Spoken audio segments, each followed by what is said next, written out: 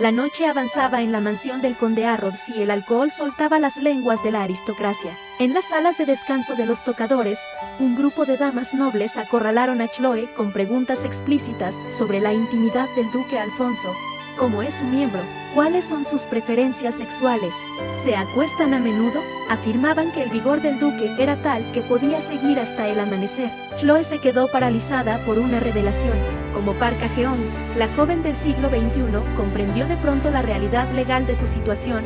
Ella y el duque eran marido y mujer, con la obligación de tener descendencia. Los recuerdos de la antigua Chloe se desplegaron en su mente, reviviendo el terror de la antigua duquesa entregándose rígida como la madera en la cama, el cuerpo musculoso de Alfonso y el desorden de las sábanas arrugadas. En sus votos matrimoniales originales figuraba una cláusula implacable: tenían la obligación legal de mantener relaciones íntimas una vez al mes. Y la antigua Chloe lo había cumplido a rajatabla. Tener en su mente los recuerdos sensuales de otra persona le produjo a la Chloe actual una vergüenza intensa y culpa por haber espiado una intimidad ajena. Mordiéndose los labios, se irguió con dignidad y clavó una mirada gélida en el grupo, advirtiéndoles que solo por estar ebrias no las castigaría severamente, pero que no toleraría otra falta de respeto. Las mujeres nobles, que le sacaban más de 12 años de edad, cerraron la boca con fuerza, humilladas, mientras Chloe se alejaba con paso firme hacia el salón de baile. Al salir al corredor, Chloe encontró a Alfonso esperándola. Revivir el calor de su abrazo en la cama del recuerdo la puso en alerta. Cuando Alfonso estiró su brazo para rodearle los hombros con naturalidad, Chloe reaccionó con pánico, pegó un grito y se apartó de un salto. Alfonso escaneó su postura rígida y sus mejillas rojas preguntándole si le pasaba algo.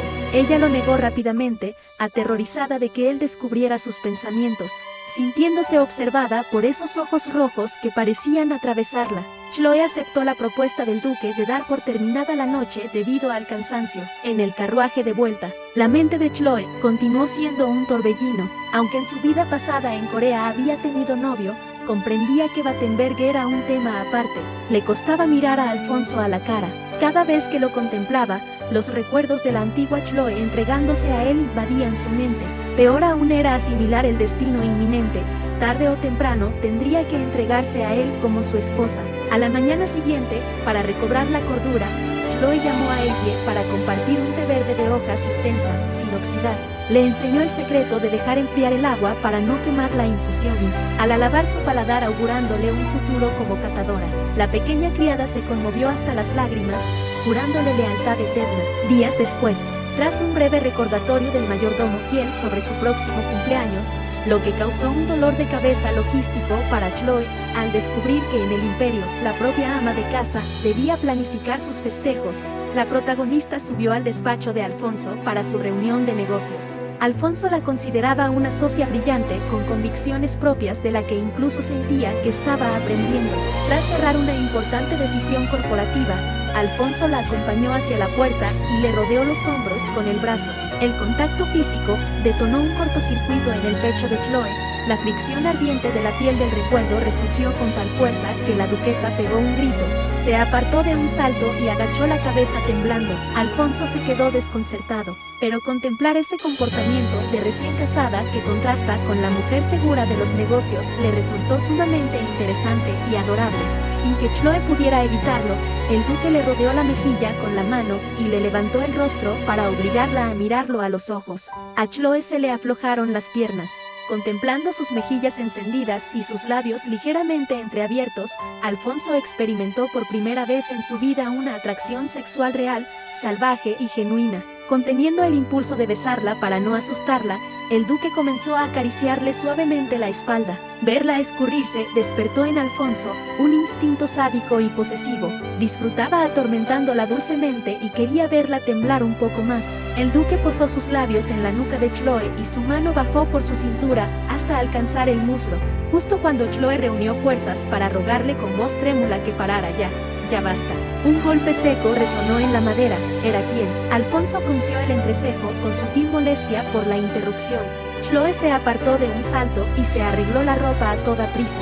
Al entrar Kiel, detectó al instante la respiración entrecortada en el aire, los atuendos desarreglados y el rostro encendido de la duquesa. guardando las apariencias por fuera mientras Chloe huía corriendo a su alcoba. La paz de la mansión Battenberg saltó por los aires con la llegada repentina de una pariente mayor de la dinastía, la señora Mason. Una anciana excéntrica de aspecto severo que había cuidado del duque en su infancia y que gozaba de un estatus tan alto que ni la alta nobleza imperial se atrevía a contrariarla. Al recibir a la pareja en el vestíbulo con una mirada despectiva, soltó un frío parecen llevarse bien, tensando el rostro de Alfonso. Instalada en el sofá del salón de visitas, la señora Mason exigió una bebida.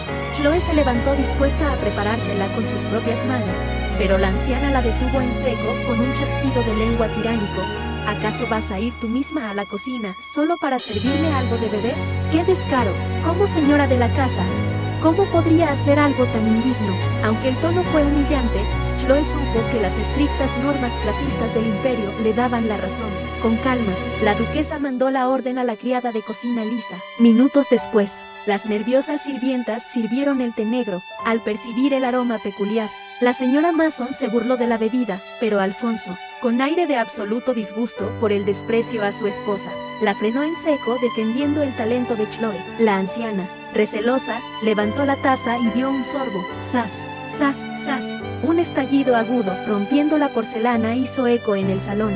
La taza se hizo añicos en el suelo y el té rojo comenzó a extenderse por la alfombra. La señora Mason, pálida de ira y con las manos temblando, rugió furiosa acusándola de intentar envenenarla. Chloe, manteniendo la mente fría de su vida moderna, probó una cucharadita del té de la tetera y confirmó que era un desastre amargo, astringente y desagradable. El aroma dulce del té negro había desaparecido por completo. Alfonso mandó llamar de inmediato a Lisa, quien apareció temblando y llorando pidiendo perdón por su inexperiencia. Pero Chloe, examinando la situación, descubrió algo que nadie más en la sala podía ver. Interrumpiendo los gritos de la condesa, sacó un poco de hojas de la caja y las colocó en la palma de su mano para mostrárselas. Las hojas estaban molidas tan finas que parecían tierra. Con una calma implacable, Chloe dictó una lección magistral de ciencia del té. Se trata de hojas de la categoría Fanning o Panning, molidas hasta quedar finas como polvo. Tienen una mayor superficie de contacto con el agua, por lo que sus componentes se extraen más fácilmente. El Fanning debe infusionarse durante un tiempo extremadamente breve y hay que echar primero el agua caliente en la tetera y luego las hojas. De lo que revés se liberan los componentes amargos. Mirando a la criada, Chloe confirmó que Lisa simplemente había seguido con esmero el método estándar de la hoja entera, cometiendo un error técnico sin ninguna mala intención. Alfonso le pidió a Chloe que preparara ella misma la infusión. Demostrando su inmenso talento, la duquesa manipuló el Fanning con destreza absoluta y sirvió una hermosa bebida de color calabaza. Al dar un sorbo, la señora Mason no pudo ocultar su profunda sorpresa. El amargor había desaparecido, siendo reemplazado por un dulce aroma a malta. Tras acompañar a la anciana a su habitación, el duque Alfonso se dispuso a cumplir con sus estrictos principios feudales, castigar a la criada con azotes de vara y el despido inmediato. Pero Chloe, leyendo sus pensamientos, lo detuvo pidiendo asumir la responsabilidad en su lugar. Al escuchar su sincera defensa, la furia del duque se calmó y cedió.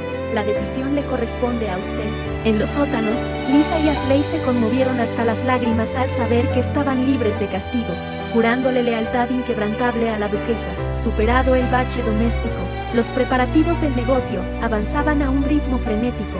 Alfonso compró un edificio comercial de 2 plantas en la calle más exclusiva de la capital para mantener el prestigio de la familia. El proyecto original mutó en una imponente boutique gourmet de mermeladas de frutas, siropes y mieles selectas. El proceso de dar forma a la empresa junto a Chloe fue para Alfonso una sucesión de sorpresas. La duquesa demostró una capacidad práctica y logística tan perfecta que el duque sintió que, de forma tan sutil como la ropa se moja bajo una lluvia fina, se había acostumbrado por completo a tenerla a su lado, dándose cuenta de que no tenía el más mínimo deseo de volver a su fría soledad del pasado. Mientras la tienda se acercaba a su inauguración, Chloe acudió a la habitación de la condesa Mason tras un mensaje urgente. La anciana le lanzó la trampa definitiva, al pedirle que le preparara lo que sea de té. Pero la mente analítica de Chloe notó que la nuca de la señora Mason estaba empapada de sudor y divisó unos caramelos de menta sobre su mesa. Chloe se dirigió al almacén y le preparó una receta de su vida pasada, un refrescante té marroquí a la menta, servido frío, con cubitos de hielo. Al dar un sorbo a esa infusión que mezclaba el té verde fuerte, el azúcar y la menta fresca, el humor de la severa anciana cambió por completo y se disculpó por su crueldad inicial. Fue tras esta tregua cuando la condesa desenterró el oscuro secreto familiar. Ludwig Battenberg, el padre de Alfonso, era un noble competente, pero despiadado que sometió a Alfonso a un régimen de supervivencia monstruoso desde la infancia, prohibiéndole mostrar cualquier emoción e imponiéndole castigos físicos brutales. A los 10 años, Alfonso se atrevió a preguntar en la mesa por qué debía vivir así. La respuesta de Ludwig fue monstruosa. Ordenó encerrarlo con llave en un armario oscuro de menos de un pie en la 5ª planta. Durante el primer mes, Alfonso golpeó la puerta y gritó el nombre de su padre. Al tercer mes, pidió perdón llorando. Al cuarto mes, prometió hacer lo que fuera. Al llegar al sexto mes, el niño enmudeció por completo y se limitó a acurrucarse en la absoluta oscuridad. Solo tras 11 meses de tortura psicológica, Ludwig lo sacó del armario. El rostro de Alfonso estaba pálido como el de un cadáver y sus ojos carecían de enfoque, arrodillándose en el suelo para pedir perdón. Desde ese día, el alma de Alfonso murió, guardando únicamente una ira y un rencor sobrehumanos. Cuando Alfonso cumplió 14 años, su padre murió en un accidente provocado por un cochero ebrio. Al quedarse el odio del joven sin un objetivo, la furia se volvió contra él mismo, quemándolo por dentro hasta dejar únicamente las cenizas. La señora Mason confesó con un suspiro que le costó 4 años de afecto maternal devolverle una apariencia humana, salvando el hecho de que se había vuelto extremadamente insensible a las emociones.